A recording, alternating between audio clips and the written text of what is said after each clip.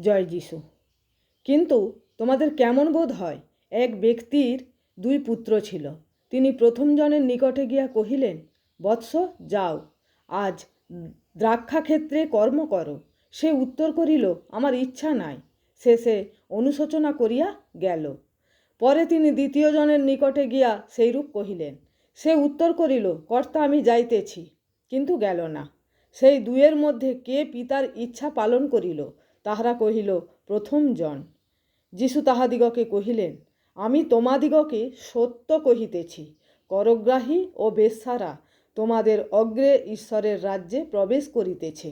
কেননা যোহন ধার্মিকতার পথ দিয়া তোমাদের নিকটে আসিলেন, আর তোমরা তাহাকে বিশ্বাস করিলে না। কিন্তু করগ্রাহী ও বেশ্যারা তাহাকে বিশ্বাস করিল, আর তোমরা তাহা দেখিয়া শেষেও এরূপ অনুশোচনা করিলে না যে তাহাকে বিশ্বাস করিবে। আমেন।